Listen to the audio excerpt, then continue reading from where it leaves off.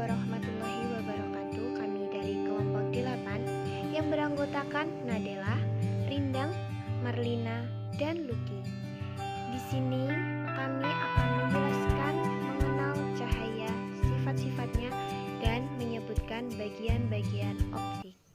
Yang pertama, cahaya adalah gelombang elektromagnetik yang dapat ditangkap oleh mata. Gelombang elektromagnetik adalah gelombang yang dihasilkan dari perpaduan antara medan listrik dan medan magnet. Sumber cahaya adalah segala sesuatu yang menghasilkan cahaya. Sumber cahaya dibagi menjadi dua, yaitu yang pertama, sumber cahaya alami. Sumber cahaya alami adalah sumber cahaya yang tidak dapat dibuat oleh manusia, misalnya matahari, bintang, dan kunang-kunang. Yang kedua, sumber cahaya buatan adalah sumber cahaya yang dapat dibuat oleh manusia. Contohnya seperti lampu listrik, lampu minyak, lilin, dan lampu senter. Bayangan adalah gambar yang dibentuk oleh pantulan cahaya dari cermin atau pembiasan pada lensa. Sifat-sifat bayangan. Bayangan bersifat tegak, bayangan bersifat terbalik. Ukuran bayangan jika dibandingkan dengan objek ternyata berbeda. Bayangan itu bisa nyata maupun maya. Sifat-sifat cahaya. Yang pertama, cahaya dapat merambat lurus. Yang kedua, cahaya dapat menembus benda bening.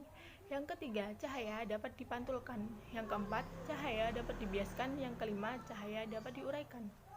Selanjutnya saya akan menjelaskan tentang pemanfaatan sifat-sifat cahaya pada alat karya sederhana. Yang pertama yaitu periskop. Nah, awak kapal yang berada di dalam laut biasanya melihat suatu kedalaman laut itu menggunakan alat yang bernama periskop. Nah, periskop ini memiliki sifat cahaya yaitu berupa pemantulan, yang mana cermin menangkap cahaya yang berada di atas laut dan kemudian ditangkap oleh mata si pengamat untuk melihat suatu kedalaman laut atau sesuatu yang berada di dalam laut dalam tersebut. Yang kedua yaitu kaleidoskop, yaitu mainan yang menggunakan cermin. Kaleidoskop ini juga memiliki sifat cahaya berupa pemantulan, yang mana benda yang dilihat itu akan tampak lebih banyak daripada benda aslinya, dan benda tadi mengalami pemantulan di dalam cermin tersebut. Yang ketiga yaitu loop. Loop adalah sebuah alat optik yang sangat sederhana, dan loop terbuat dari cermin cembung. Loop berfungsi sebagai melihat benda yang kecil tampak menjadi lebih besar. Selanjutnya yaitu cahaya dan warna. Cahaya matahari membuat kita dapat menjalani kehidupan kita sehari-hari. Sadar atau tidak sadar, cahaya mataharilah yang membantu kita untuk dapat melihat suatu objek yang kita inginkan. Contohnya, kita bisa melihat pemandangan di sekitar kita yang sangat indah dengan berbagai macam warna yang ada, dan juga kita juga dapat membedakan berbagai macam warna. Contohnya itu misalnya warna merah. Nah, warna merah itu tidak hanya merah, tetapi warna merah itu ada bermacam-macam. Ada warna merah marun, merah muda, merah hati, merah agak keunguan, merah gelap, merah terang. Nah, dengan cahaya itulah kita dapat membedakan berbagai macam warna.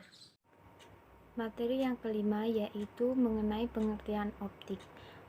Optik adalah cabang fisika yang menggambarkan perilaku dan sifat cahaya dan interaksi cahaya dengan materi.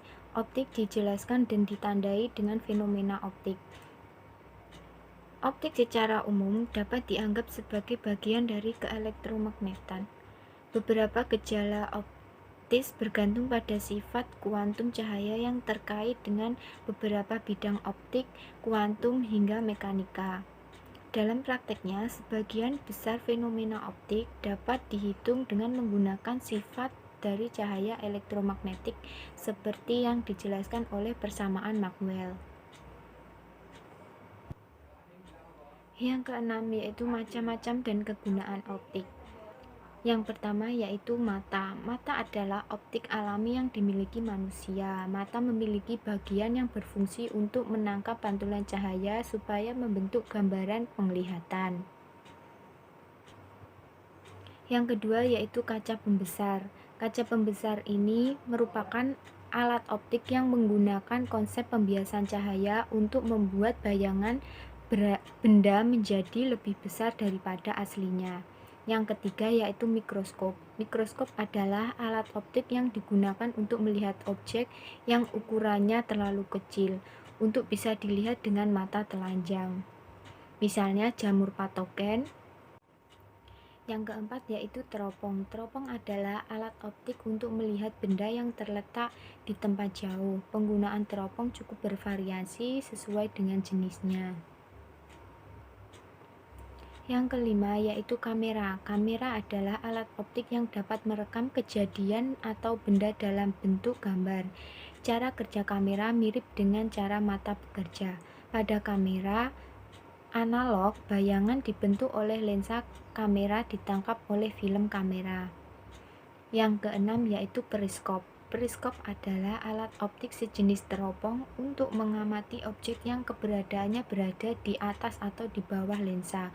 Periskop dapat membelokkan arah pandangannya sehingga seseorang di dalam kapal selam dapat mengamati keadaan di permukaan laut saat sedang berada di dalam laut.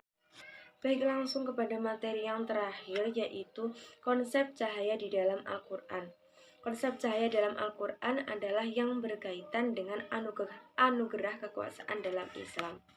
Secara eksplisit telah dijelaskan dalam Al-Quran surat An-Nur ayat 35 yang artinya Allah adalah pemberi cahaya kepada langit dan bumi, cahaya di atas cahaya.